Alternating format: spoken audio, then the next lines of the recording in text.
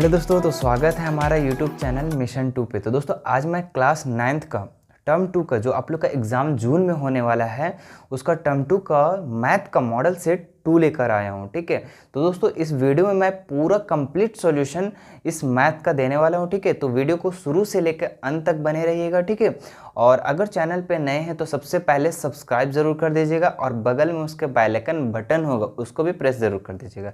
इससे क्या है ना कि हर आने वाले वीडियो का नोटिफिकेशन सबसे पहले आपको मिलेगा। ठीक है, तो चलिए स्टार्ट करते हैं। अगर आप इस मॉडल सेट को डाउनलोड नहीं किए हैं, ठीक है, तो सबसे पहले डाउनलोड कर लीजिएगा। डिस्क्रिप्शन में इसका लिंक को प्रोवाइड करवा देंगे। ठीक है, टेलीग्राम लिंक, वहाँ पे सारा हम अपलोड कर दिए, वहाँ से आप लोग डाउनलोड कर लीजिएगा। और डाउनलोड कर आप लोग अगर प्रिंट आउट निकाल लेते हैं इस तरह से, ठीक है, तो बहुत अच्छा हो जाएगा, क्योंकि पढ़ने में आसानी हो जाता है। ठीक है, आप कौन सा क्वेश्चन को कंप्लीट किए उसको टिक करने में आसान हो जाता है, तो इस तरह से आसान होता है, तो आप प्रिंट आउट भी निकाल सकते हैं। ठीक है, चलिए तो इसका पहला क्वेश्चन को हम लोग पढ़ते हैं। क्या लिखा हुआ है, एक चतुर्भुज के 3 कोण 100 डिग्री, 90, 98 डिग्री और 92 डिग्री, इसका चौथा कोण आप लोग को क्या करना है, ज्ञात करना है। ठीक है, तो देख लेते हैं हम लोग यहाँ पे क्वेश्चन नंबर 1। ठीक है, सेट 1 भी इसको हम लोग बता दिए थे, सेट 1 में बता दिए थे, है ना, इस टाइप का क्वेश्चन। तो यहाँ पे लिख लेते हैं, चतुर्भुज का पहला कोण कितना दिया हुआ है, 100 डिग्री दिया हुआ है, दूसरा कोण कितना दिया हुआ है, 98 डिग्री, और तीसरा कोण दिया हुआ है 92 डिग्री।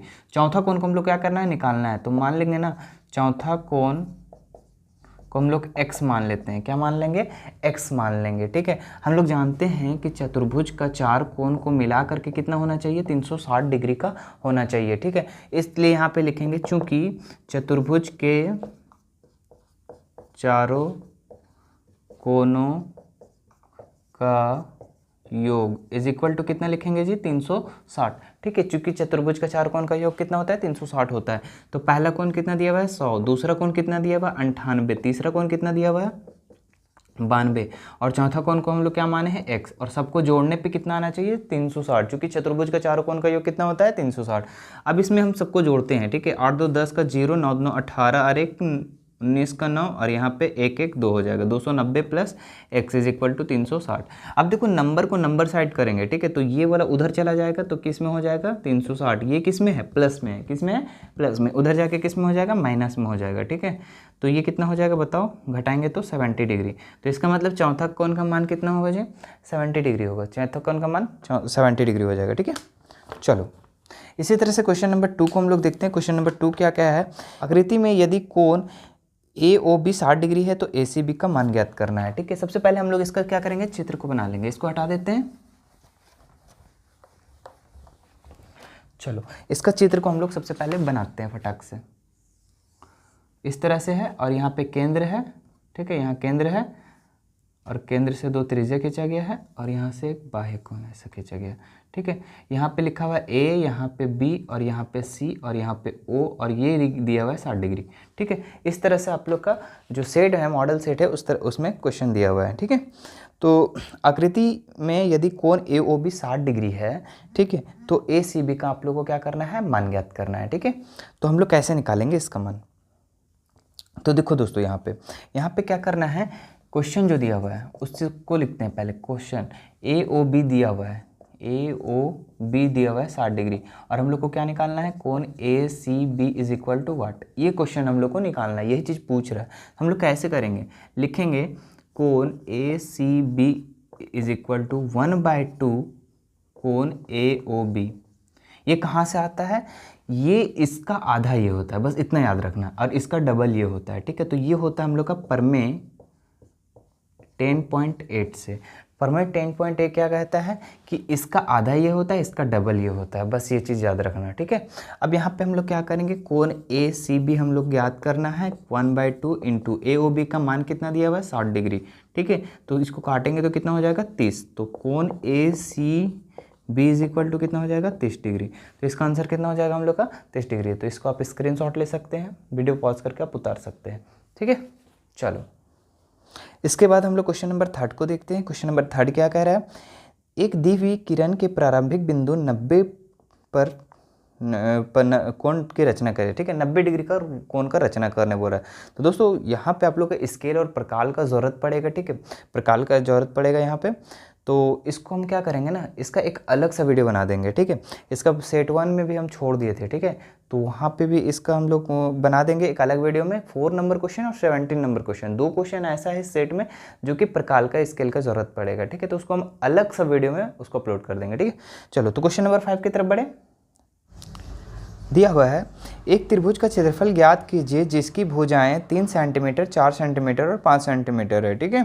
तो यहाँ पे त्रिभुज का क्षेत्रफल ज्ञात करना है जिसकी 3 भुजा दिया हुआ है, 3 सेंटीमीटर, 4 सेंटीमीटर और 5 सेंटीमीटर। तो एक काम करते हैं ना, त्रिभुज देखो कैसा होगा, ठीक है। इस तरह से एक त्रिभुज है, ठीक है। इसका एक 3 सेंटीमीटर दिया हुआ है, एक 4 सेंटीमीटर दिया हुआ है भुजा और एक 5 सेंटीमीटर भुजा दिया हुआ है। तो लिख लेते हैं ना क्वेश्चन नंबर 4 का सॉल्यूशन, ठीक है। तो ए बराबर मान लेते हैं 3, मान लेते हैं 3 सेंटीमीटर, बी बराबर मान लेते हैं 4 सेंटीमीटर और सी बराबर मान लेते हैं 5 सेंटीमीटर, ठीक है। इस तरह से करके हम लोग का 3 दिया हुआ है, ठीक है। आप लोग को यहाँ पे क्या करना है कि इसका ये क्षेत्रफल निकालना है। क्षेत्रफल निकालने के लिए हम लोग हीरोन का सूत्र प्रयोग करेंगे। कौन सा? हीरोन का सूत्र, ठीक है। तो हीरोन का सूत्र में हम लोग का फॉर्मूला क्या होता है? एस, एस माइनस ए। तो यहाँ पे क्या जरूरत पड़ा? एस का। तो एस हम लोग कैसे निकलेगा? अर्ध परिमाप से, ठीक है। तो त्रिभुज का लिखेंगे यहाँ पे, त्रिभुज का अर्ध परिमाप। तो इसका फॉर्मूला क्या होता है? अर्ध परिमाप यानी कि एस, है ना। इसका फॉर्मूला होता है ए प्लस बी प्लस सी बाय 2, है ना। तो ए कितना है जी? 3 प्लस 4 प्लस 5 बाय 2। तो सबको जोड़ो, 5 4 9 और 3 12, 12 बाय 2 तो हो जाएगा 6, है ना, 6 सेंटीमीटर। तो ये क्या हम लोग का निकल गया? अर्ध परिमाप। हम लोग को क्या निकालना है? त्रिभुज का क्षेत्रफल, है ना। लिखेंगे त्रिभुज का क्षेत्रफल, है ना। तो हीरोन का सूत्र क्या होता है जी? S, S minus A, S minus B और एस माइनस सी, ठीक है। तो ये हम लोग का क्या होता है? फॉर्मूला होता है। तो फॉर्मूला पे सेम टू पुट करेंगे, बहुत ही आसान है। क्या है? एस के जगह में क्या लिखेंगे? 6, और यहाँ पे 6 माइनस ए के जगह में क्या लिखेंगे? 3, है ना। फिर यहाँ पे एस के जगह में 6 माइनस ए बी कितना है? 4 है, ठीक है। एस माइनस एस के जगह में 6, सी कितना है? 5, तो 5 बैठा देंगे। उसके बाद यहाँ पे इसको घटा के लिखेंगे। तो 6 इंटू 6 में 3 गया तो 3, और 6 में 4 गया तो 2, है ना। उसके बाद 6 में 5 गया तो 1। तो यहाँ पे क्या करेंगे? अब यहाँ पे ये दिख रहा है जो, ऐसा पेयर बनाएंगे, 2 2 का पेयर बनाएंगे और 2 का एक बाहर निकलता है। तो एक काम करते हैं ना, इसको 6 को तोड़ते हैं, 2 इंटू 3 इंटू 3 इंटू 2 इंटू 1, 1 को नहीं भी लिखेंगे चलेगा, ठीक है। अब देखो यहाँ पे 2 और 2 का पेयर बन रहा है और 3 का पेयर बन रहा है। तो देखो 2 को 1 बाहर निकालेंगे तो 1 2 बाहर निकलेगा, दोनों 3 का 1 बाहर निकालेंगे तो 1 बाहर निकलेगा। तो हो कितना जाएगा? 2 दिया 6 सेंटीमीटर स्क्वायर। चूँकि जब भी क्षेत्रफल निकलता है तो किस में निकलता है? स्क्वायर, ये स्क्वायर में निकलता है, ठीक है। और आयतन किस में निकलता है? क्यूब में निकलता है। तो हम लोग को क्षेत्रफल निकालना था, तो स्क्रीनशॉट आप इसको ले सकते हैं, ठीक है। चलो इसके बाद हम लोग क्वेश्चन नंबर 5 को देखते हैं। चलिए इसको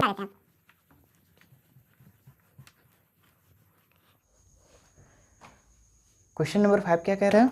5 कह रहा है कि प्रथम 5 प्रकृत संख्याओं का माध्य ज्ञात करना है आप लोगों को, ठीक है। तो प्रथम कहाँ से स्टार्ट हो रहा है? प्रथम से, ठीक है। तो यहाँ सबसे पहले लिखेंगे क्वेश्चन नंबर 5, है ना।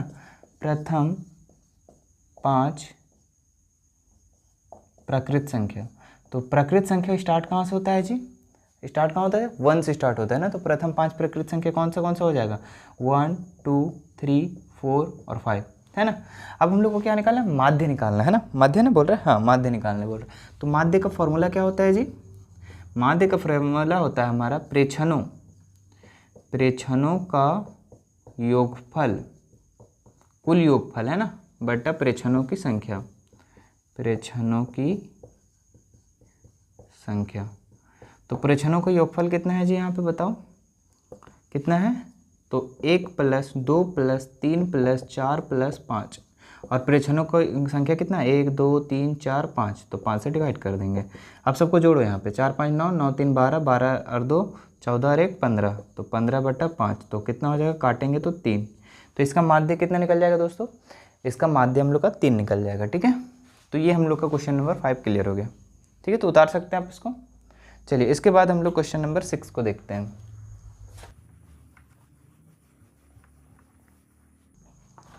क्वेश्चन नंबर 6 क्या कह रहा है कि आंकड़ा दिया हुआ है और इसका कुछ बहुलक ज्ञात करना है। तो आंकड़ा सबसे पहले लिख लेते हैं। क्वेश्चन नंबर 6 का क्या दिया हुआ है, 2 3 4 3, 2 3 4 3, 2 3 4 3 हो गया, 5 3 1 2 3, 5 3 1 2 3। तो यहाँ पे 1 2 3 4 5 6 7 8 9, 2 2 4 2 6 2 8 1 9, तो 9 यहाँ पे दिया हुआ है। ठीक है, तो अब इसमें से बहुलक निकालना है। तो बहुलक में हम एक ही चीज़ बताए थे, क्या बताए थे, जो सबसे अधिक बार आया हो, जो रिपीटेड हो। ठीक है, या फिर अगर रिपीट नहीं है, सब बराबर बराबर है, तो क्या करेंगे, जो सबसे बड़ा हो। ठीक है, तो सबसे पहले यहाँ देखेंगे रिपीटेड कितना है, तो 3 कितना बार है, 1 2 3 4, बाकी कोई 4 बार है नहीं है, तो यहाँ पे बहुलक कितना हो जाएगा, 3 हो जाएगा।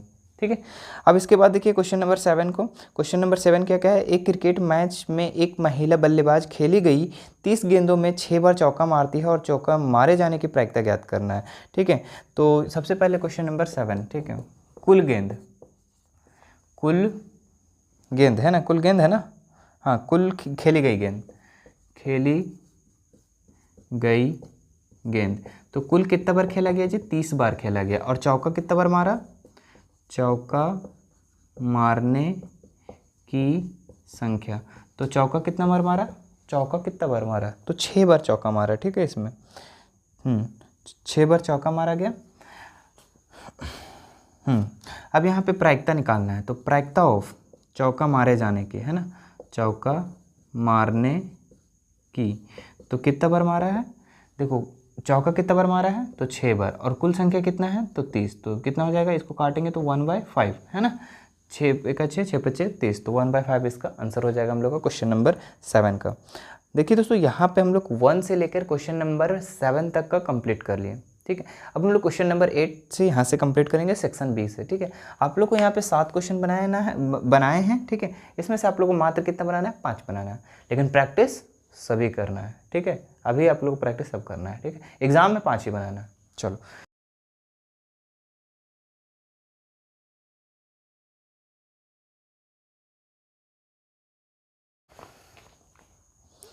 देखिए यहाँ पे सेक्शन बी का क्वेश्चन नंबर 8 क्या कह रहा है। ठीक है, सिद्ध करे कि किसी समांतर चतुर्भुज का एक विकर्ण उसे 2 सर्वांगसम त्रिभुज में विभाजित करता है। मतलब एक समांतर चतुर्भुज इस तरह से दिया हुआ है। ठीक है, उसका एक विकर्ण उसका 2 सर्वांगसम त्रिभुज में ये विभाजित करता है। इस चीज़ को सिद्ध करना है। तो हम लोग सिद्ध कैसे करेंगे दोस्तों, यहाँ पे लिखेंगे क्वेश्चन नंबर 8। ठीक है, दिया है, क्या दिया हुआ है, ABCD एक समांतर चतुर्भुज है, ABCD एक समांतर चतुर्भुज है। ठीक है, इतना लिख लेंगे। उसके बाद जिसमें AC क्या है, एक विकर्ण है, AC एक विकर्ण है। ठीक है, इतना हम लोग दिया है लिखेंगे। उसके बाद लिखेंगे यहाँ पे सिद्ध करना है। क्या लिखेंगे, सिद्ध करना है। तो सिद्ध क्या करना है हम लोग को बताइए, ये त्रिभुज और ये त्रिभुज क्या है, सर्वांगसम है। इस चीज़ को हम लोग को सिद्ध करना है।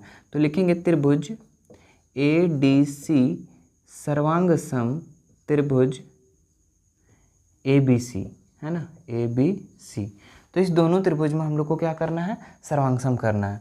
तो हम लोग यहाँ से क्या लिखेंगे, प्रमाण, है ना। तो प्रमाण में हम लोग क्या करेंगे, दोनों त्रिभुज को लेंगे, लिखेंगे त्रिभुज ADC तथा त्रिभुज ABC में। अब दोनों त्रिभुज में हम लोग को लेके चलना है। अच्छा, एक चीज़ आप लोग ध्यान रखिएगा, सर्वांगसम करने के लिए आप लोग को 3 चीज़ को बराबर करना पड़ता है। कितना चीज़ को, 3 चीज़ को बराबर करना पड़ता है। तो आप इसमें से दोनों त्रिभुज में आप लोग को देखना है कि कौन कौन सी चीज़ को बराबर करें हम लोग।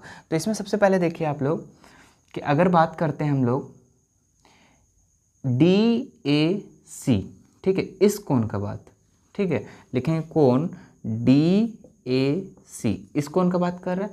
और इस त्रिभुज में लो ABC में BCA, ये वाला बराबर होगा या नहीं, सो बताओ हमको। होगा बराबर, इसलिए बराबर होगा कि ये वाला और ये वाला क्या है, हम लोग का समांतर रेखा दिया हुआ है। ठीक है, समांतर रेखा है। ठीक है, क्योंकि समांतर चतुर्भुज है तो आमने सामने वाली भुजा क्या होती है, समांतर होती है। अब देखो यहाँ पे सिंपल से समझो कि ये दोनों अगर समांतर है, ये वाला और ये वाला, और इस तरह से एक तिर्यक रेखा इस तरह खींचा हुआ है, तो ये वाला कोण और ये वाला कोण बराबर होगा या नहीं होगा, एकांतर कोण से होता है ना बराबर। तो इसी तरह से हम लोग करेंगे DAC DAC और BCA लिखेंगे बराबर कोण BCA। ठीक है, तो ये दोनों हम लोग क्या किए, बराबर किए। कैसे किए, एकांतर कोण से। ठीक है, उसके बाद फिर से देखो, अगर इस त्रिभुज में हम लोग ये वाला लेते हैं, ठीक है, कौन वाला, कोण DCA, और इस त्रिभुज में हम लोग ये वाला कोण लेते हैं BAC, है ना, कोण BAC, ये भी एकांतर कोण से बराबर होगा। अभी बता दे रहे हैं क्यों सो, एकांतर कोण से इसलिए बराबर होगा कि सेम इसी तरह से ये और ये रेखा क्या है, समांतर है, और इस तरह से एक रेखा दिया हुआ है। तो बताओ ये वाला रेखा और ये वाला बराबर होगा नहीं होगा, बताओ। ये चीज़ तो आप सीख चुके हैं ना, एकांतर कोण से ये बराबर होता है, क्लास 6 से आप सीखते आ रहे हैं, है ना। तो ये दोनों बराबर हो गया। अच्छा, हम क्या बोले थे कि यहाँ पे आप लोग को 3 चीज़ को बराबर करना पड़ता है, जिसमें कितना बराबर हुआ, 2। तो एक चीज़ तो और बराबर करना, आप बोलो कहाँ करें, कुछ दिमाग लगाओ। ठीक है, एक दिमाग और है यहाँ पे कि AC जो भुजा है दोनों में बराबर है या नहीं है, उसको बताओ हमको। क्योंकि इस त्रिभुज में भी AC भुजा मिल रहा है और इस त्रिभुज में भी AC मिल रहा है। तो ये क्या है, हम लोग का उभयनिष्ठ जो मिलता है उसको हम लोग क्या कहते हैं, उभयनिष्ठ। ठीक है, अब देखो तीन चीज़ बराबर कर दिए। ठीक है, तो ये क्या हो गया हम लोग का, दोनों त्रिभुज क्या हो गया, सर्वांग सम। लिखेंगे त्रिभुज ADC सर्वांग सम त्रिभुज ABC। अच्छा, ये किस चीज़ से बराबर हुआ, एक एंगल, दो एंगल, तीसरा भुजा। ठीक है, तो साइड नहीं, एंगल साइड एंगल से, एंगल साइड एंगल कसौटी से क्या हो जाएगा, बराबर हो जाएगा। कि 2 एंगल और एक साइड हम लोग क्या किए, बराबर किए। तो दोनों हम लोग क्या किए, इसको प्रूव कर दिए। तो ये हम लोग हो गया प्रूव। ठीक है, तो इतना आप इसको उतार लीजिए, स्क्रीनशॉट भी ले सकते हैं आप, या फिर इसको पॉज करके उतार लीजिए।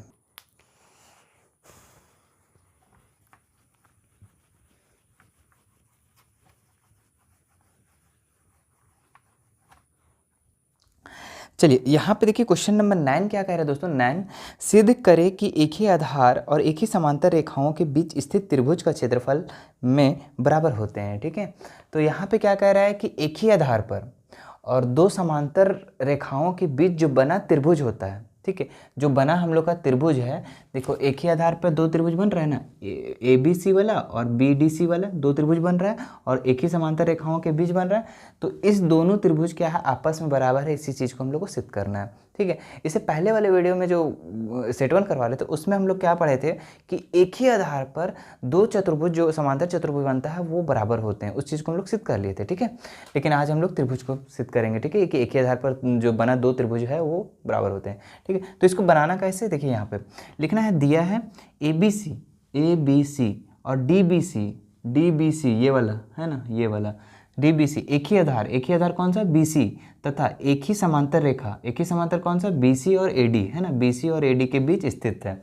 ये चीज़ क्लियर हो गया, जो दिया है वही चीज़ को सेम टू सेम लिखते हैं। ठीक है, अब यहाँ पे क्या लिखना है, सिद्ध करना है। सिद्ध क्या करना है कि एरिया ऑफ ABC मतलब ABC का क्षेत्रफल, ABC का क्षेत्रफल ये वाला देखो, ABC का क्षेत्रफल, और DBC ये वाला त्रिभुज दोनों क्या है, बराबर है। इसी चीज़ को हम लोग को सिद्ध करना है। तो देखो सिद्ध कैसे करेंगे, देखो यहाँ पे लिखना है रचना हम लोग कैसे करेंगे, देखो रचना जो है ना, BA का CA करेंगे। ठीक है, CE समांतर BA, जो देखिए यहाँ पे CE समांतर BA, AB का समांतर हम लोग एक रचना ले लिए CE। ठीक है, देखो ये वाला AB का समांतर एकदम इसका एकदम सेम इसी तरह समांतर हम लोग CE को रचना में ले लिए, तथा BF और CD को खींचे, BF समांतर CD। देखिए BF ये वाला समांतर, CD इसका समांतर ये वाला लिए और इसका समांतर ये वाला लिए। ठीक है, ये चीज़ क्लियर हो रहा है ना। तो समांतर अभी क्यों लिए वो भी क्लियर हो जाएगा। प्रमाण में हम लोग को क्या लेना है, चतुर्भुज ABCE एक समांतर चतुर्भुज है। देखिए ABCE ये वाला एक समांतर चतुर्भुज है। क्यों समांतर चतुर्भुज, क्योंकि ये तो AD तो समांतर और BC तो समांतर है ही, और AB का हम एकदम जस्ट पैरेलल हम लोग CE भी खींचे हैं। तो क्या हो गया, जिसके आमने सामने जो समांतर रेखा हो, ठीक है, आमने सामने की भुजा समांतर हो, उसको समांतर चतुर्भुज कहते हैं। तो समांतर तो है, तो इसी को हम इसलिए लिखेंगे हम लोग ABCE एक समांतर चतुर्भुज है। तो इसी प्रकार हम लोग का FBCD भी एक समांतर चतुर्भुज है। ठीक है, FBCD देखो FBCD ये वाला, है ना, क्योंकि ये वाला तो समांतर पहले से था, और सी डी का समांतर पैरेलल हम लोग खींचे थे कौन सा, बी एफ, है ना। तो इसलिए हम लोग क्या बोलेंगे कि ये भी एक समांतर चतुर्भुज है। यहाँ तक क्लियर, ठीक है। उसके बाद आप लोग को लिखना है यहाँ पे, चूँकि ये यहाँ पे इसका मतलब क्या होता है, पैरेलल, ठीक है, मतलब पैरेलल होता है, ठीक है, समांतर चतुर्भुज, ठीक है। तो पैरेलल जी एम, ठीक है, ए बी सी ई और एफ बी सी डी, समांतर चतुर्भुज एफ बी सी डी एक ही आधार बी सी पर और एक ही समांतर रेखाओं के बीच स्थित है। मतलब समांतर चतुर्भुज ए बी सी ई, ठीक है, ए बी सी ई ये वाला और बी एफ सी डी ये वाला एक ही आधार पे है कि नहीं, बी सी पर, बताओ। और इस चीज़ को हम लोग पहले प्रूव कर चुके हैं कि अगर ऐसा हो तो दोनों क्या होते हैं, बराबर होते हैं, ठीक है। एक ही आधार पे दो बना चतुर्भुज जो समांतर चतुर्भुज होता है वो क्या होता है, बराबर होता है। तो वही चीज़ तो है यहाँ पे, एक है हमारा ए बी सी डी ई और B F B C D, दो समांतर चतुर्भुज बन रहा है हम लोग का, ठीक है, एक ही आधार पे। तो इसलिए हम लोग क्या लिखेंगे कि area of A B C E और area of F B C D बराबर होगा, ठीक है। चूंकि ये पहले भी हम लोग प्रूव कर चुके हैं कि एक ही आधार पे अगर दो समांतर चतुर्भुज बना हुआ है तो हम लोग उसको क्या कहेंगे कि वो बराबर है। तो यहाँ पे हम लोग इसको क्या कर दिए, बराबर कर दिए, ए बी सी ई और एफ बी सी डी। तो इसको समीकरण 1 मान ली।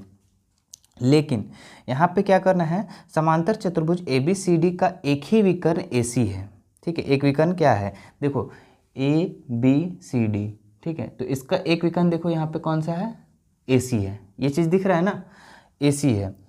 और अब यहाँ पे हम लोग जब एक समांतर चतुर्भुज का विकर्ण AC जब है, ठीक है, मान लो समांतर चतुर्भुज ये दिया हुआ है, इसका विकर्ण एक AC दिया हुआ है, या फिर ऐसे लिख लो, ठीक है, ऐसे दिया हुआ है तो ऐसे दिया हुआ है। तो अगर समांतर चतुर्भुज का एक विकर्ण AC दिया हुआ है तो उसका दो बना त्रिभुज क्या होते हैं, सर्वांगसम होते हैं। क्योंकि अभी जस्ट इससे पहले वाले वीडियो में मैं प्रूव कर चुका था, क्या प्रूव किया था कि समांतर चतुर्भुज का एक विकर्ण AC है और उसको हम लोग दो बराबर भाग में बांट रहा है, उसको हम लोग को प्रूव करना था, तो वो तो प्रूव कर चुके थे। तो इसी प्रकार यहाँ पे देखो कि ये समांतर चतुर्भुज में AC क्या है, AC विकर्ण है, तो हम लोग का ABC और ADC क्या होगा, बराबर होगा। वही चीज़ लिख दी है यहाँ पे, देखो ABC एरिया ऑफ ABC और ACE, ABC और ACE, है ना, D नहीं, यहाँ पे E होगा, ये वाला हम ले रहे हैं पूरा ना, तो AE ये क्या हो गया हम लोग का, बराबर हो गया। अच्छा, एक और यहाँ पे बराबर देखो 1/2 समांतर चतुर्भुज ABCE, ये टोटल का, ठीक है, टोटल का क्या होता है, ये आधा होता है। ये चीज़ आप लोग को पता होना चाहिए। जैसे कि अगर ये समांतर चतुर्भुज है, ठीक है, पूरा ABCD पूरा मान लेते हैं, अगर ABCD का आधा होगा कि नहीं, कि ACD बोलो आधा होगा कि नहीं होगा, क्योंकि दो बराबर भाग में बांट रहा है तो ये आधा होगा ही। तो इसी चीज़ को हम लोग क्या लिख दिए, 1/2 ABCE, ठीक है। तो इसको हम लोग क्या मान लिया, समीकरण 2। जब ये साइड अगर हम लोग इस तरह से हम लोग कर सकते हैं तो इसी प्रकार हम लोग ये साइड नहीं कर सकते, ये वाला चतुर्भुज में, बताओ, ये वाला FBCD वाला में कर सकते हैं ना। तो वही चीज़ हम लोग यहाँ पे लिख दिए, DBC, कौन वाला, DBC ये वाला 1/2 FBCD का होगा या नहीं होगा, ये पूरा चतुर्भुज का FBCD का पूरा चतुर्भुज का DBC आधा होगा या नहीं होगा, बिल्कुल होगा, क्योंकि दो बराबर भाग में बांट रहा है, तो वो लिख देंगे हम लोग। अब इसको हम लोग क्या करेंगे, समीकरण 3 लिख देंगे, क्या लिख देंगे, समीकरण 3। अब यहाँ पे तीनों समीकरण से हम लोग क्या लिखेंगे, समीकरण 1 तथा 2 तथा 3 से, ठीक है। अब देखो यहाँ पे ABC बराबर DBC कैसे लिखेंगे, ठीक है, ध्यान देना कि अगर ये इसके बराबर है, ठीक है, DBC किसके बराबर है, FBCD का बराबर है, ठीक है, और FBCD किसका बराबर है, देखो यहाँ पे FBCD किसके बराबर है, ABCE का, है ना, और ABC हम लोग का किसके बराबर है, ABC का, ठीक है, ABC का। तो हम लोग को इसका मतलब क्या हुआ कि DBC जो बराबर है हम लोग का किसका है, ABC का बराबर है। तो हम लोग इस चीज़ को हम लोग यहाँ पे लिख सकते हैं, ठीक है। तो ये हम लोग का क्या हो गया, प्रूव हो गया, ठीक है। तो इसको आप लोग नोट डाउन कर लीजिए, उतार लीजिए, ठीक है, वीडियो पॉज करके आप देख सकते हैं, इसको उतार कर लीजिए। चलो इसके बाद हम लोग नेक्स्ट क्वेश्चन में आते हैं।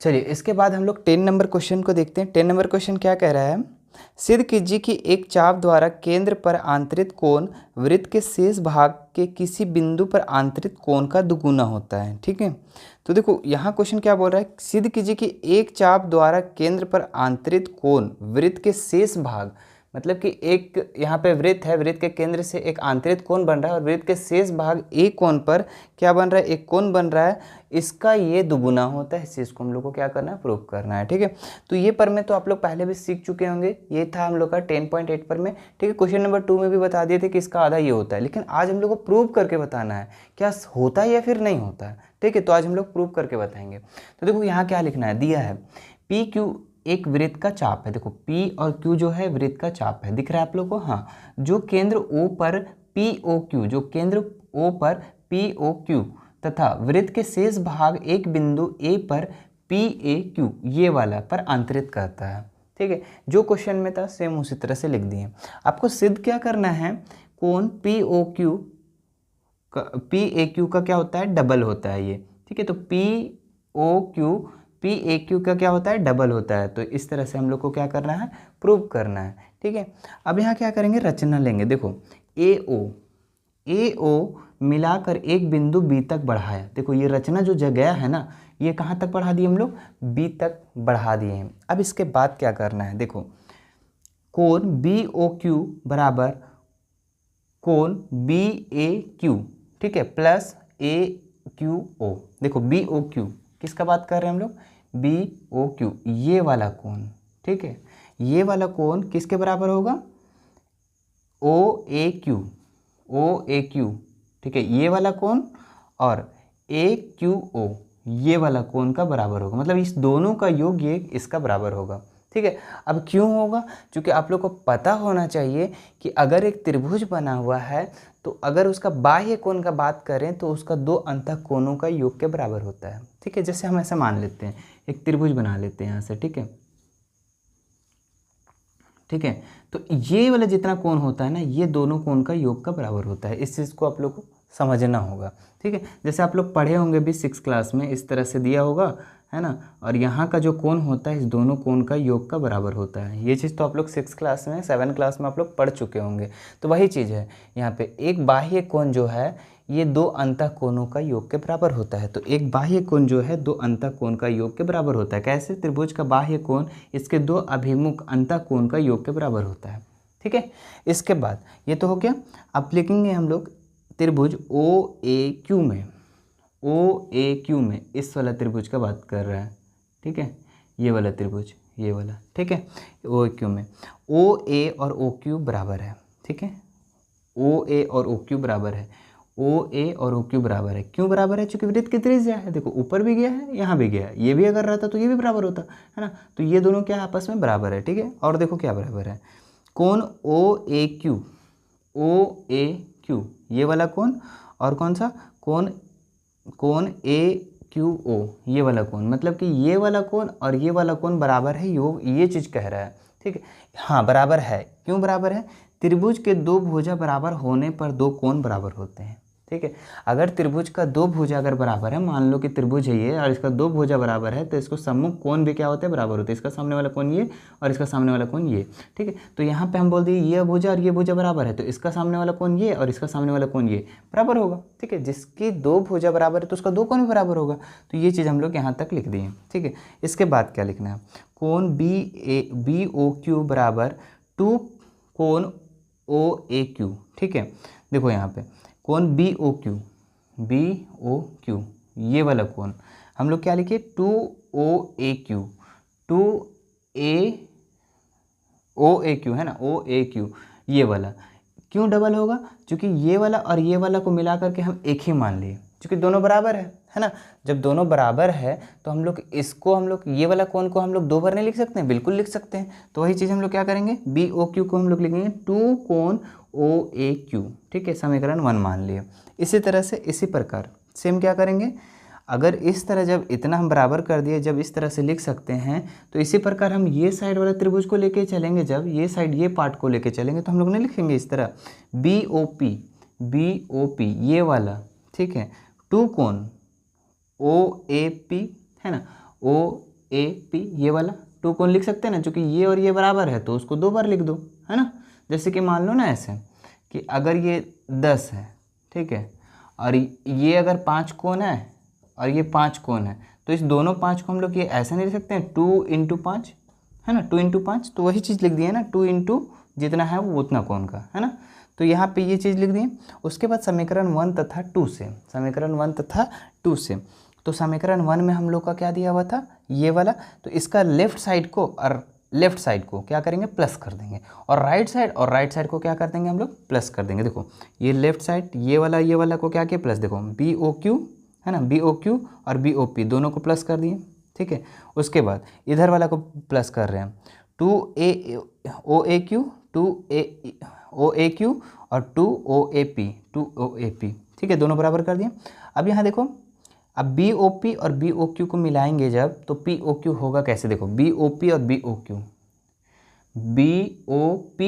और BOQ, अगर ये वाला और ये वाला दोनों को मिला देंगे तो POQ लिख सकते हैं ना, बिल्कुल लिख सकते हैं। तो यहाँ पे POQ लिख दिए, ठीक है। अब इधर देखो 2OAQ और 2OAP दोनों को अगर हम जोड़ते हैं, ये कॉमन देखते हैं तो 2 कॉमन है, तो 2 कॉमन ले लिए, OAQ बचा और OAP बचा। देखो OAQ, ठीक है, ये वाला, ठीक है, और OAP ये वाला, अगर ये दोनों को अगर मिला देते तो ऐसा नहीं लिख सकते हैं PAQ, बिल्कुल लिख सकते हैं। तो यहाँ PAQ लिख दें और 2 का 2। अब देखो यही चीज़ को हम लोग को प्रूव करना था, यही चीज़ को प्रूव करना था कि POQ इसका डबल होता है, PAQ का डबल होता है POQ। इसी चीज़ को हम लोग को क्या करना था, प्रूफ करना था, ठीक है। तो इस तरह से आप लोग बना लीजिए, ठीक है। इसको स्क्रीनशॉट ले लो या फिर पॉज करके नोट डाउन कर लो, ठीक है। चलिए अब इसको रेज कर देते हैं, ठीक है। चलिए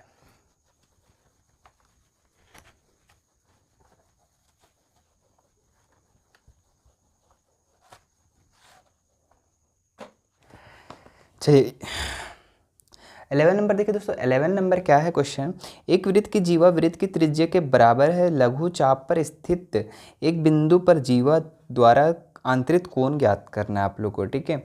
एक वृत्त की जीवा वृत्त की त्रिज्या बराबर है। सबसे पहली बात, वृत्त की जीवा हम लोग को इसमें मान लेना है यहाँ पे PQ है, और वृत्त की त्रिज्या जो OP है और OQ क्या है, बराबर है। ये चीज़ हम लोग को दे दिया है।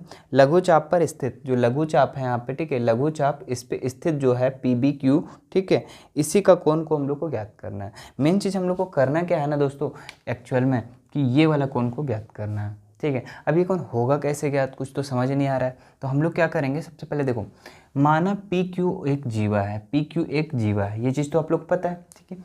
OP और OQ को मिलाया, देखो OP और OQ को क्या कर दिया हम लोग, मिला दिए, ठीक है, त्रिज्या बना दिए। अब देखो यहाँ पे दिया है क्या, PQ और OP और OQ बराबर होगा। PQ ये वाला, ठीक है, और OP ये वाला और ये वाला क्या आपस में बराबर है। अब बताओ क्यों बराबर है, चूँकि हम लोग का पहले बता दिया कि जो जीवा है और त्रिज्या क्या है, बराबर है, ठीक है। और ये त्रिज्या है, ये भी त्रिज्या है। जब त्रिज्या बराबर है, जीवा बराबर है, तो इसका मतलब तीनों बराबर है। यहाँ पे लिख दिए जीवा और त्रिज्या क्या है, बराबर है, ठीक है। अब यहाँ पे क्या करेंगे कि OPQ एक समबाहु त्रिभुज है। जब देखो दोस्तों यहाँ पे जो त्रिभुज बन रहा है, अगर सभी भुजा अगर बराबर है तो उसको क्या बोलेंगे, समबाहु त्रिभुज। और समबाहु त्रिभुज की सभी भुजा क्या होती है, बराबर होती है। अगर सभी भुजा बराबर होती है तो सभी कोण भी क्या होगी, बराबर होगी। तो कितना होगा, 60 डिग्री का होगा, है ना। तो ये एक्चुअल में कितना डिग्री का हो गया, 60 डिग्री का हो गया। तो ये भी 60 डिग्री, इधर भी, और यहाँ भी 60 डिग्री हो जाएगा, ठीक है। मेन काम है हम लोग का इस डिग्री से, ठीक है।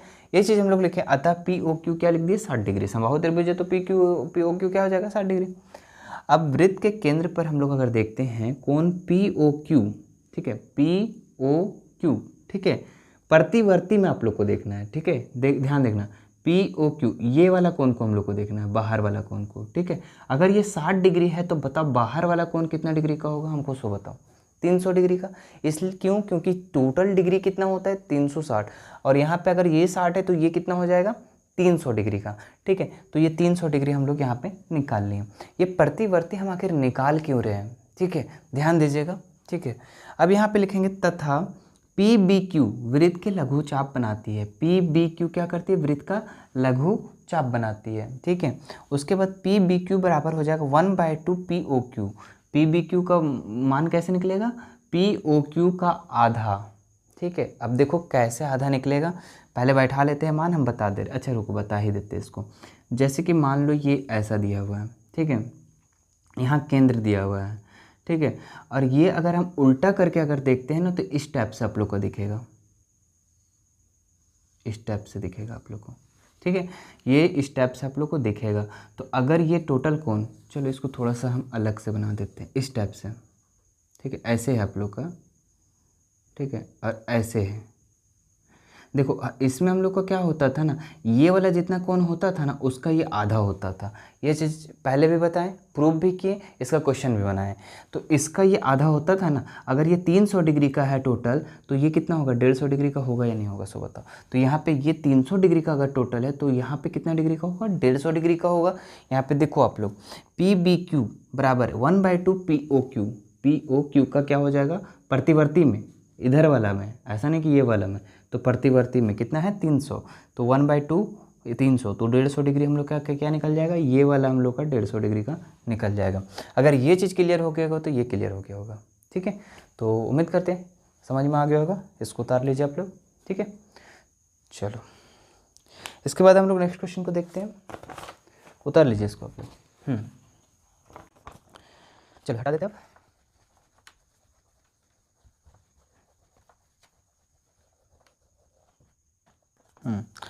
क्वेश्चन नंबर यहाँ पे 12 देखिए, एक कक्षा में 9 विद्यार्थी की ऊंचाई कुछ दिया हुआ है, ठीक है। पहले ऊंचाई कितना कितना दिया हुआ है वो 9 को हम लोग सबसे पहले लिख लेते हैं, ठीक है। कितना दिया हुआ है यहाँ पे, माध्यक ज्ञात करना है ना, तो एक काम करते हैं ना, सबसे पहले आरोही क्रम में ही इसको सजा लेते हैं, ठीक है। 9 विद्यार्थी का जो ऊंचाई दिया हुआ है, क्वेश्चन नंबर 12, 9 विद्यार्थियों की ऊंचाई किसमें, आरोही क्रम में, आरोही क्रम में, ठीक है। तो आरोही क्रम में हम लोग इसको देखते हैं, तो सबसे छोटा हम लोग का इसमें क्या दिख रहा है, 144 लिखेंगे, 144 प्लस फिर उसके बाद 145, 145 के बाद क्या दिख रहा है यहाँ पे 147, 147, 147 के बाद यहाँ क्या दिख रहा है 148, 148 के बाद 149, 149 के बाद 150 है, हाँ 50 भी है, फिर 150 के बाद 151 नहीं है, 52 है, फिर 100 कितना है 53 है, नहीं है, अच्छा 52 है, हाँ 52 तो लिख दिया, 53 है नहीं है, 54 है नहीं है, 55 है, तो 55 देखिए तो 9 हुआ, 1 2 3 4 5 6 7 8, अच्छा एक छूट गया, क्या छूटा यहाँ पे देखो तो 55, अच्छा 160 है इसके बाद, तो 160, तो 9 हो गया यहाँ पे हम लोग का, 9 क्या हो गया, आरोही क्रम में हम लोग सभी की ऊंचाई लिख दी है। अब हम लोग को माध्यक निकालना है, ठीक है। सबसे पहले ये n नंबर कितना है, n = कितना है 9 है, ठीक है। तो ये क्या है हम लोग का विषम, और विषम संख्या का जब भी माध्यक निकालना हो तो बहुत आसान हो जाता है, विषम संख्या का माध्यक निकालना बहुत आसान है, ठीक है। और सम संख्या में थोड़ा सा डिफिकल्ट होता है, तो विषम संख्या का माध्यक हम लोग कैसे निकालते हैं, देखो यहाँ पे 1 2, यहाँ पे हम लोग माध्यक = लिख लेते हैं, माध्यक = n+1/2, ठीक है। तो n कितना है 9 + 1/2, कितना हो जाएगा 10/2, कितना हो जाएगा पाँचवां पद। अब देखो पाँचवां पद में कौन सा है, 1 2 3 4 5, पाँचवां पद में कितना है, तो पाँचवां पद में हम लोग का 149 है, तो ये हम लोग का क्या निकल जाएगा माध्यक, ठीक है। अगर इतना करना नहीं आता है तो आप लोग को क्या करना है, जब भी विषम संख्या है तो 9 है ना इधर, तो 4 इधर ले लो और 4 इधर ले लो, ठीक है। तो जो बीच में आ जाएगा वही हम लोग का माध्यक हो जाता है, ठीक है। और जब सम संख्या होगा तो यहाँ पे दो बीच में आएगा, ठीक है। जब 2 बीच में आएगा तो उसका भी हम रूल बता दिए थे, क्या बताए थे कि दोनों संख्या को जोड़ करके आधा कर देना है, ठीक है। चलो तो ये विषम संख्या वाला था, तो इसको उतार लो सबसे पहले, आपको ऐसे ही बनाना है इसको। चलिए क्वेश्चन नंबर 13 देखते हैं हम लोग।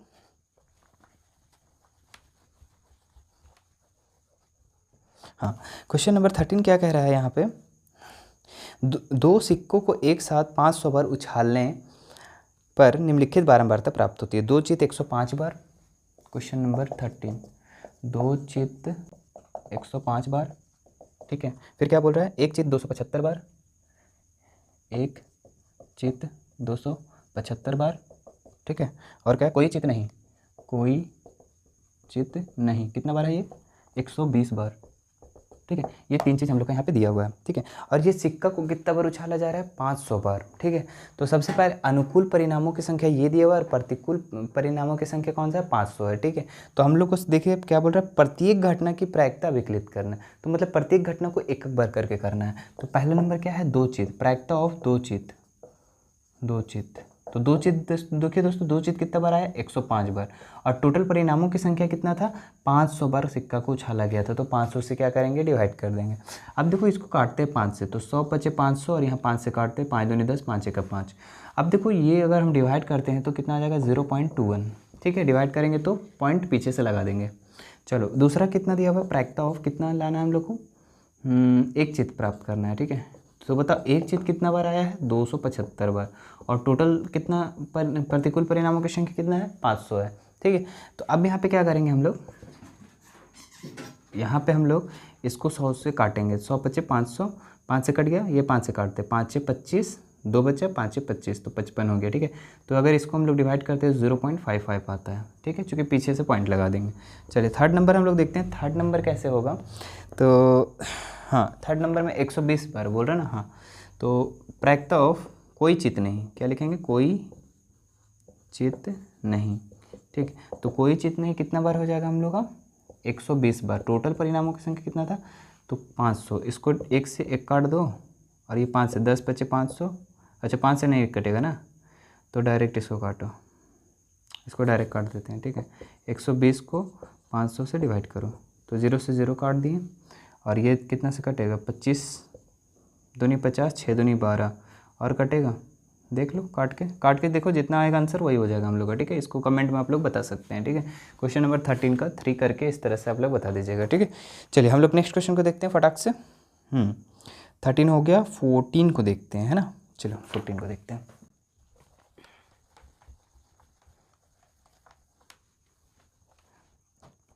फोर्टीन नंबर क्वेश्चन क्या कह रहे हैं, दो बच्चों वाले 1000 परिवारों की यादृच्छिक चयन किया गया।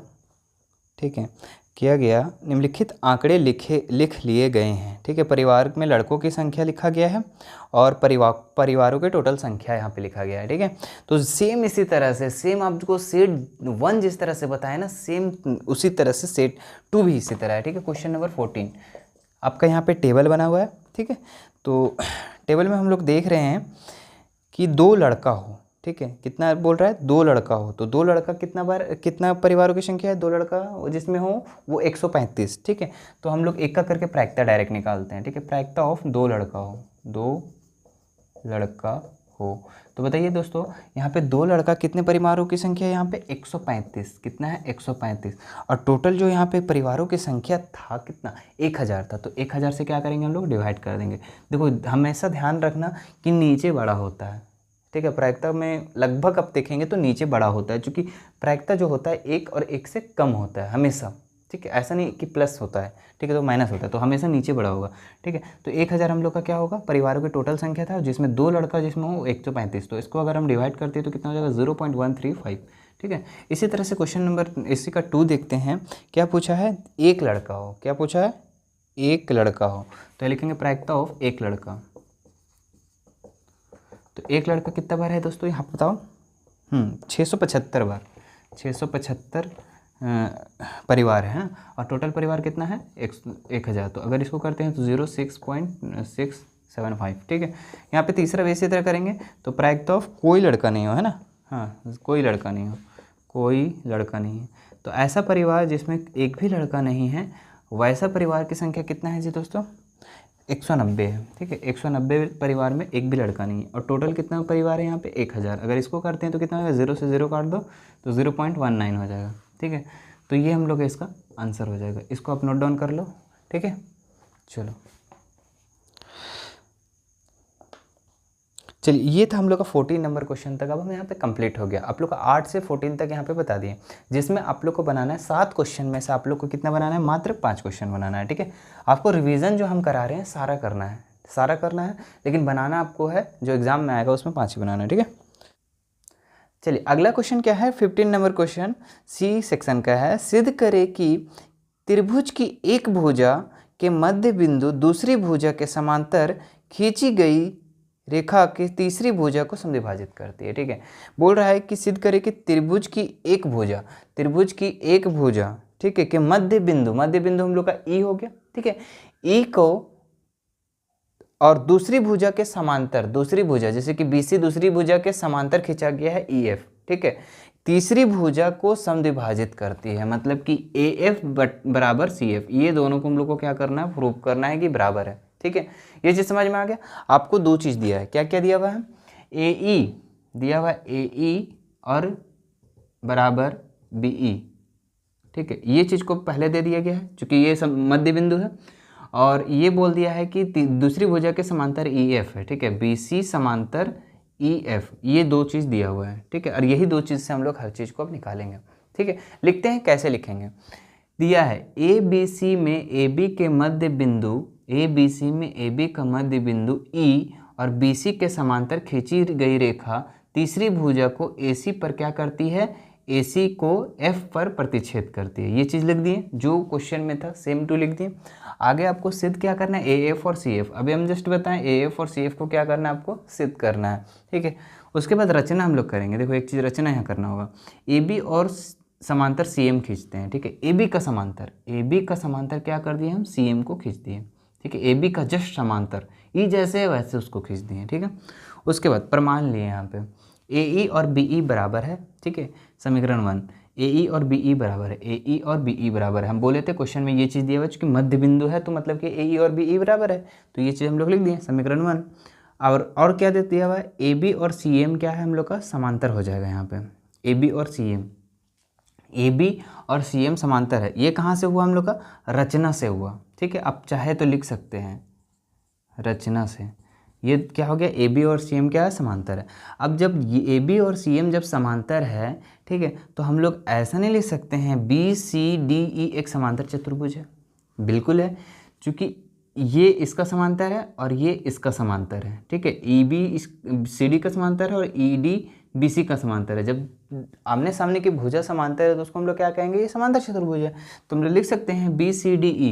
ठीक है, BCDE ये वाला, ठीक है, ये वाला क्या है, एक समांतर चतुर्भुज है। ठीक है, ये लिख दिए। अब यहाँ पे BE और CD भी क्या हो जाएगा, बराबर हो जाएगा। ठीक है, BE और CD भी क्या हो जाएगा, बराबर हो जाएगा। जब समांतर चतुर्भुज है तो हम लोग उस चीज़ को बराबर कर सकते हैं। अब AE और CD भी बराबर होगा, AE। ठीक है, AE ये वाला, ठीक है, एक लिखते हैं। ठीक है, AE और CF है ना, CD क्या हो जाएगा हम लोग का, समांतर, यानी ये बराबर हो जाएगा ना। चलो, तो ये दोनों बराबर क्यों होगा, देखो ध्यान देना, समीकरण 1 से, समीकरण 1 में BE को AE लिख सकते हैं ना, तो यहाँ पे BE को AE नहीं लिख सकते हैं, बिल्कुल लिख सकते हैं। तो AE यहाँ लिख दिए, AE और CD क्या हो गया, बराबर हो गया, AE और CD है ना, ये बराबर हो गया। चलो यहाँ तक क्लियर। अब देखो हम लोग यहाँ पे दो त्रिभुज को लेकर चलेंगे और दोनों त्रिभुज को सर्वांगसम करेंगे। ध्यान देना, कौन कौन त्रिभुज, AEF ये वाला त्रिभुज पूरा, ठीक है, और CDF ये वाला पूरा त्रिभुज, दोनों को अगर हम सर्वांगसम कर देते हैं, ठीक है, उसके बाद देखो सर्वांगसम सबसे पहले करते हैं। देखो क्या क्या इसमें सर्वांगसम होगा, AEF, ठीक है, AEF ये वाला कोण, ठीक है, और कौन, CDF ये है ना, तो ये वाला कोण बराबर होगा। बोलो कैसे, बिल्कुल होगा, क्योंकि हम लोग को पता चल गया है कि AE और CD क्या है, समांतर है। ठीक है, AE और CD बराबर है या समांतर है। ठीक है, तो ये दोनों अगर समांतर है तो यहाँ देखो एक जेड जैसा नहीं बन रहा है, ऐसे जेड, और हम लोग को ऐसा जब भी बनता है तो ये क्या लिखते हैं हम लोग, ये दोनों क्या है, एकांतर कोण से बराबर होते हैं। ठीक है, ये चीज़ पता चल रहा है आप लोगों को। ठीक है, ये सेम इसी तरह इसी का पैरेलल जाएगा। ठीक है, क्योंकि ये पूरा पैरेलल गया है इसका, तो ये पैरेलल तो पहले से दिया हुआ है, तो इस तरह से एकांतर कोण बराबर होगा या नहीं होगा, सो बताओ हमको। तो ई वाला कोण और ई वाला कोण बराबर कर दिए हम लोग एकांतर कोण से। ठीक है, उसके बाद EAF ये वाला कोण, ठीक है, और ECD अच्छा ई नहीं होगा, यहाँ F होगा। ठीक है, FCD, ठीक है, FCD ये वाला कोण बराबर होगा। बोलो क्यों बराबर होगा, क्योंकि देखो ये वाला पूरा क्या है, ये और ये समांतर है। ठीक है, ये दो रेखा क्या है, समांतर है, और इस तरह से एक तिर्यक रेखा खींचा गया, तो बताओ ये वाला कोण और ये वाला कोण बराबर नहीं होगा, है ना, होगा ना बिल्कुल बराबर। तो वही चीज़ ये वाला और ये वाला क्या हो जाएगा हम लोग का बराबर हो जाएगा, है ना, यहाँ हो जाएगा ये वाला कौन, ये वाला कौन, ये वाला कौन और ये वाला कौन बराबर हो जाएगा, है ना, एकांतर कौन से यहाँ पे कर दिया एकांतर कौन से। उसके बाद AE और CD बराबर हो जाएगा, AE और CD बराबर हो जाएगा, ठीक है। कहाँ से बराबर होगा देखो, चूँकि ये वाला हम लोग पहले कर चुके हैं, AE और CD क्या कर चुके बराबर। अब देखो दो त्रिभुज में अगर तीन चीज़ को हम लोग बराबर कर देते हैं तो क्या हो जाता है, वहाँ पे हो जाता है दोनों सर्वांगसम त्रिभुज। तो मतलब कि ये वाला त्रिभुज और ये वाला त्रिभुज क्या हो गया हम लोग को सर्वांगसम हो गया। देखो AEF सर्वांगसम CDF कैसे हुआ, दो एंगल किए थे एक साइड किए, तो दो एंगल और एक साइड को क्या कर दिया हम लोग बराबर कर दिए, ठीक है। अब यहाँ पे बराबर जब हो गया दो त्रिभुज तो हम लोग ऐसा नहीं लिख सकते हैं AF और CF बराबर है। देखो AF और CF, ये त्रिभुज में AF देख लो और ये त्रिभुज में CF देख लो, ये वाला और ये वाला क्या हो गया बराबर हो गया। क्यों बराबर हुआ, क्योंकि जब दो सर्वांगसम त्रिभुज हो जाता है तो उसकी संगत भुजाएं भी क्या होती है बराबर होती है, ठीक है। हम लोग बार बार पढ़ते हुए आ रहे हैं। तो यहाँ पे देखो AF और CF भी बराबर हो जाएगा CP CT से, ठीक है। संगत सर्वांगसम भुजाओं के सर्वांगसम त्रिभुज के संगत भुजाएं क्या होती है बराबर होती है। तो हम लोग CPT CT इसको बराबर कर सकते हैं। तो दोस्तों इसको आप नोट डाउन कर लो, ठीक है। चलिए यहाँ पे 16 नंबर क्वेश्चन क्या दिया है दोस्तों, 16 नंबर एक समलंब ABCD। देखिए यहाँ पे ABCD एक समलंब चतुर्भुज हम बना दिए हैं, ठीक है। और ABCD जिसमें AB और CD क्या है समांतर है, AB और DC क्या है हम लोग का समांतर है। देखो ये वाला और ये वाला क्या है समांतर है, पैरेलल गया है, ठीक है। और AC और BD परस्पर O पर प्रतिच्छेद करते हैं। देखो AC और BD क्या करते हैं O पर प्रतिच्छेद करते हैं। दर्शाइए कि area of AOD area of BOC है, AOD ये वाला, ठीक है, और BOC ये वाला, ठीक है। देखो यहाँ पे ये वाला और ये वाला त्रिभुज को क्या करना है सर्वांगसम करना है, ठीक है। सर्वांगसम ही ना बोला है, हाँ सर्वांगसम करना है। तो हम लोग कैसे करेंगे, बराबर करना है, ठीक है। दोनों का एरिया को बराबर करना है, मतलब कि दोनों का क्षेत्रफल को हम लोग बराबर करना है। कैसे करेंगे, ठीक है। लिखना है, दिया है एक समलंब ABCD जिसमें AB और CD क्या है पैरेलल है, ठीक है। AB और CD पैरेलल है, जो सेम है उसी तरह से लिख दिए कि विकर्ण AC और BD परस्पर O पर प्रतिच्छेद करती है, ठीक है। परस्पर O पर क्या करती है प्रतिच्छेद करती है, AC और BD, ठीक है। अब देखो यहाँ पे इतना लिख दिए जो क्वेश्चन में दिया हुआ था, ठीक है। उसके बाद सिद्ध क्या करना है आपको, एरिया ऑफ AOD और BOC, AOD ये वाला और BOC ये वाला त्रिभुज को हम लोग को क्या करना है बराबर करना है इसका एरिया को। प्रमाण में आप लोग को क्या लेना है, यहाँ पे ACD और BCD एक ही आधार DC तथा AB पैरेलल DC के बीच स्थित है। ध्यान दो यहाँ पे ACD, देखो ACD ये वाला त्रिभुज का बात कर रहा है, ठीक है। ये त्रिभुज और कौन सा BCD ये वाला त्रिभुज, ठीक है। ये दोनों क्या है एक ही आधार है, एक ही आधार CD पर क्या है स्थित है दोस्तों। तो यहाँ पे आप लोग एक प्रमेय याद करो, ठीक है। हम क्या बताए थे एक कि एक ही आधार पर दो बना त्रिभुज क्या हो उसका क्षेत्रफल बराबर होता है, बिल्कुल बराबर होता है, ठीक है।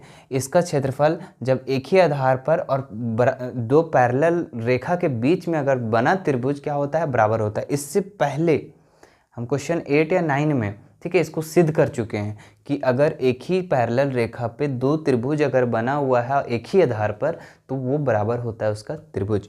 तो इसका मतलब क्या हुआ हम लोग का ADC ये वाला पूरा त्रिभुज और BOD ये देखो ये पूरा त्रिभुज क्या हो जाएगा हम लोग का बराबर हो जाएगा, ठीक है। देखो यहाँ पे एरिया ऑफ ACD ये वाला पूरा त्रिभुज का बात कर रहे हैं, यहाँ नहीं बोल रहे हैं, बस पूरा त्रिभुज का बात कर रहे हैं, ठीक है। अभी पूरा ये भाग भी ये भाग भी पूरा त्रिभुज ये, ठीक है।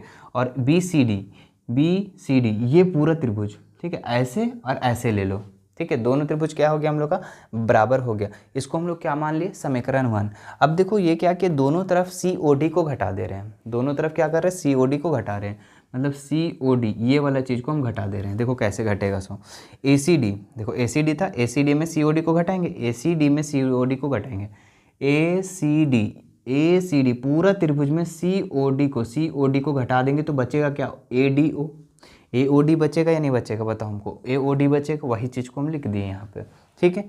अब देखो यहाँ पे क्या है कि area of B C D में भी हम लोग को घटाना पड़ेगा, बी सी डी में दोनों तरफ ना घटाना है, हाँ दोनों तरफ, तो सी ओ डी को भी घटा देंगे इसमें। तो पूरा वाला त्रिभुज में इस त्रिभुज को अगर हम घटा देते हैं, ये पूरा बड़ा वाला त्रिभुज में इसको घटा देते तो क्या बचेगा हमारे पास, बी ओ सी बचेगा ना, बचेगा बी ओ सी। तो ये हम लोग लिख दिए यहाँ पे, ठीक है।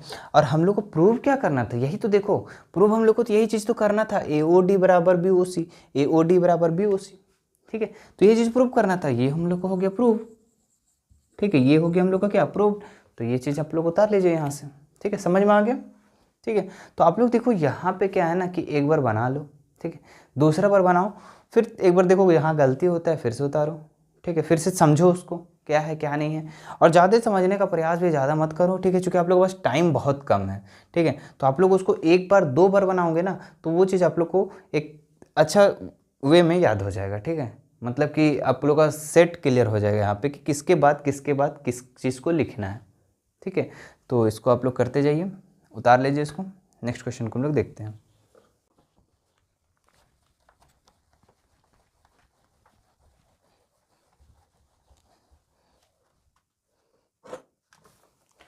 चलिए यहाँ पे देखिए 17 नंबर सवाल क्या कह रहा है, एक त्रिभुज ABC की रचना कीजिए जिसमें BC 7 सेंटीमीटर और B कोण 75 डिग्री और AB और AC 13 सेंटीमीटर हो। देखिए दोस्तों यहाँ पे आप लोगों को रचना करने बोल रहा है, ठीक है। और रचना हम बोल दिए थे कि तीसरा क्वेश्चन और 17 क्वेश्चन हम एक अलग से वीडियो बना देंगे, उसमें हम बता देंगे इस चीज़ को, ठीक है।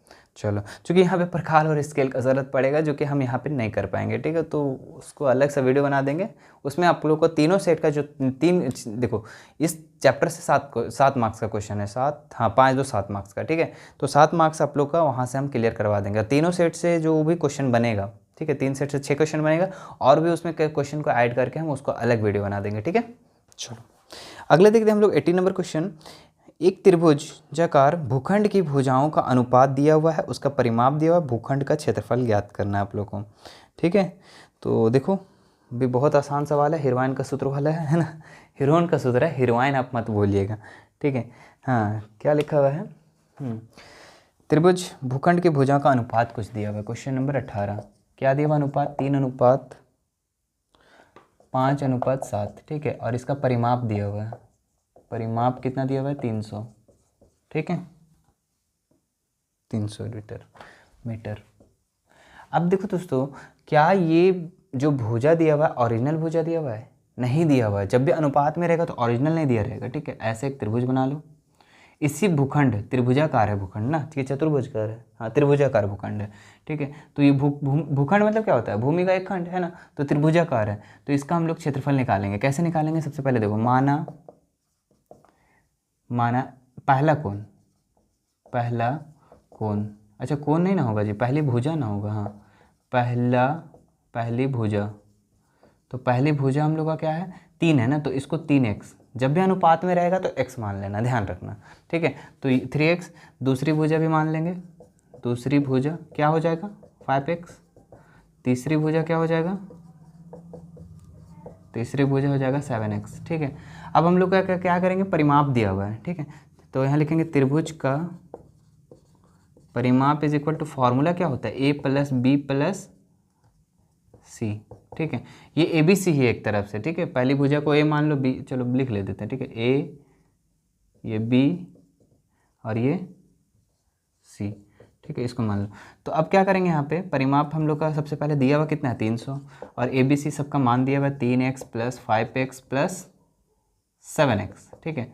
अब यहाँ सबको जोड़ दो, कितना हो जाएगा 7 3 10 5 15, तो 15x हो जाएगा। अब ये 15 को इधर आएंगे तो क्या हो जाएगा हम लोग का डिवाइड में हो जाएगा, ठीक है, तो काट दो बराबर x, तो 15 दूनी 30, तो कितना हो जाएगा x बराबर 20, x का मान कितना हो गया हम लोग का 20।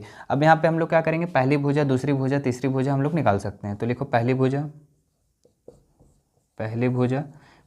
a माने थे, कितना माने थे 2x ना 3x, तो लिखेंगे 3 × 20, तो कितना हो जाएगा 60, है ना, 3 दूनी 6।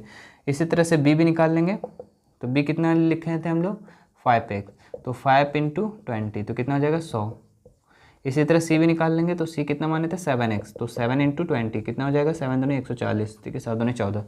अब तीनों भुजा का जब मान निकल जाएगा तो आराम से त्रिभुज का क्षेत्रफल निकल जाएगा, हीरोइन का सूत्र लगा के, ठीक है। लिखेंगे यहाँ पे त्रिभुज का क्षेत्रफल, तो क्या होता है त्रिभुज का क्षेत्रफल under root S S minus A S minus B S minus C. ठीक है, तो एस कितना दिया भाई जी? अच्छा एस तो निकालना होगा ना, एस तो हम लोग निकाले नहीं। तो एस मतलब होता है अर्ध परिमाप, लिख लेते हैं यहाँ पे अर्ध परिमाप यानी एस। तो परिमाप टोटल कितना था? 300 ना, तो 300 का आधा कर दो ना तो 150 हो जाएगा यहाँ पे। हाँ 150 हो गया। अब यहाँ पे क्या लिखेंगे? 150 माइनस कितना था? पहला भुजा 60, ए बराबर 60 था तो माइनस 60 करेंगे। फिर 150 माइनस दूसरी भुजा कितना निकाले थे? 100, तो 100 को माइनस करेंगे। अच्छा 150 माइनस सी कितना निकाले थे जी? 140, तो 140 लिख देंगे। अब यहाँ पे क्या करेंगे हम लोग? सॉल्यूशन। तो 150 हो जाएगा यहाँ पे 150 में 60 घटाएंगे कितना बचेगा? 90। 150 में 100 घटाएंगे तो 50, 150 में 40 घटाएंगे तो 10। ठीक है, तो इतना तो हो गया। लेकिन अब यहाँ पे क्या करना है? पेयर बनाना है हमको। ठीक है, तो देखो इसको हम लोग ऐसा नहीं ले सकते हैं, इसको 50 इंटू 3 150 हो गया ना। अच्छा इसको नहीं ले सकते हैं 30 इंटू 3, अच्छा नहीं 30 इंटू 3 मत लिखो, इसको 10 इंटू 3 इंटू 3 ऐसा लिखो। ठीक है, लिख सकते हैं 10 इंटू 3 इंटू 3, 10 तिया 30, 30 तिया 90। ठीक है, अब 50 को 50 ही रहने दो और यहाँ पे 10 लिख दो। ठीक है, अब पेयर बना के निकालो एक एक करके। देखो 50 का जोड़ा कहीं मिल रहा है? हाँ मिल रहा है, तो एक 50 बाहर निकाल दो। 3 का जोड़ा मिल रहा है? हाँ मिल रहा है, तो 3 को भी बाहर निकाल दो। 10 का मिल रहा है? 10 का भी मिल रहा है, तो 10 भी बाहर निकाल दो। अब अंदर में क्या बचा? सिर्फ का सिर्फ 3 बचा, तो अंदर में 3 लिख दो। तो कितना हो जाएगा? इसको सबको मल्टीपल करें, 5 तिया 15 और 10 को करेंगे तो 1500 अंडर रूट 3। अब अच्छा क्षेत्रफल किस में निकलता है जी? मीटर था ना, तो मीटर स्क्वायर में आंसर हो जाएगा। ठीक है, तो ये था हम लोग का इसका हेरोन का सूत्र से इस भूखंड का क्षेत्रफल निकल गया। टोटल कितना? 1500 अंडर रूट 3, इसका क्षेत्रफल हम लोग का निकल गया। ठीक है, तो उम्मीद करते हैं ये भी आपको समझ में आ गया। इसको आप नोट डाउन कर लो, स्क्रीनशॉट भी आप ले सकते हैं। देखिए दोस्तों यहाँ पे 19 नंबर क्वेश्चन क्या दिया हुआ है? निम्नलिखित आंकड़ों में वर्गीकृत बारंबारता बंटन सारणी बनाइए। वर्ग अंतराल 0 से 5, 5 से 10 आदि हो। ठीक है, और यहाँ पे कुछ अंक दिया हुआ है, उसी को हम लोग को लेकर चलना है। ठीक है, तो सबसे पहले हम लोग लिखते हैं वर्ग अंतराल। ठीक है, वर्ग अंतराल, इसको हम लोग इंग्लिश में CI भी लिख सकते हैं। ठीक है, दूसरा हम लोग का कॉलम जो बनेगा बारंबारता का। ठीक है, जिसको हम लोग फ्रीक्वेंसी भी कहते हैं। ठीक है, अगला होता है हम लोग का वर्ग चिन्ह, मिलान चिन्ह लिखो है ना, मिलान चिन्ह। ठीक है, ये हो गया। अब हम लोग को जो टेबल दिया हुआ है, ठीक है, जो भी अंक दिया हुआ है उसको हम लोग गिन के काम करेंगे। 0 से 5, 5 से 10, यही ना अंतराल बोला है? हाँ, 10 से 15, 15 से 20, ये चीज़ बोल दिया है। ठीक है, अब हम लोग 0 से 5 तक का जितना अंक है उसको हम लोग गिनेंगे, 0 से 5 तक। ठीक है, तो 0 से 5 तक लिखेंगे तो 5 को छोड़कर, 0 से 5 को छोड़कर। ठीक है, तो यहाँ पे हम लोग अगर देखेंगे टेबल में तो 10 आएगा, 10 संख्या जो है कि 0 से 5 तक का है। और यहाँ पे कितना है? 5 से 10 तो 12, यहाँ पे कितना है? 5 और ये 2। ठीक है, तो ये हो गया हम लोग का। उसके बाद मिलान चिन्ह कैसे बनता है तो वो तो आप लोग को पता होगा, बचपन में भी सीखे होंगे। 4 1 5, 1 2 3 4 1 5, 12, 1 2 3 4 1 5, 1 2 3 4 1 5, 5 5 10 और 2 12, 5 1 2 3 4 5 1 2। तो इस तरह से हो जाएगा। टोटल आप जोड़ सकते हैं यहाँ पे कितना हो जाएगा? 5 2 7 है ना, 7 2 9, 9 का 9 और 2 29। ठीक है, तो ये हम लोग का हो जाए। तो दोस्तों ये था हम लोग का 19 नंबर का आंसर। इसको आप लोग नोट डाउन कर लो, स्क्रीनशॉट ले लो। ठीक है, तो दोस्तों उम्मीद करते हैं आपको वीडियो अच्छा लगा होगा। तो वीडियो अगर अच्छा लगा हो तो आप लाइक ज़रूर कर दीजिएगा, और चैनल पे नए होंगे तो सब्सक्राइब कर बेल आइकन बटन को प्रेस ज़रूर कर दीजिएगा। ठीक है, और शेयर करना ना भूलिएगा, शेयर रुकना नहीं चाहिए दोस्तों। ठीक है, जितना भी आप लोग का फ्रेंड होंगे सर्कल में, ठीक है, जितने भी आपके रिलेटिव्स होंगे, ठीक है, उन लोग को आप शेयर कीजिए जो क्लास 9 टर्म 2 का तैयारी कर रहे हैं। ठीक है, ताकि आपके प्रिपेयर के साथ साथ उनका भी प्रिपेयर अच्छा हो। ठीक है ना, चलो फिर ठीक है, फिर अगले वीडियो में मिलते हैं।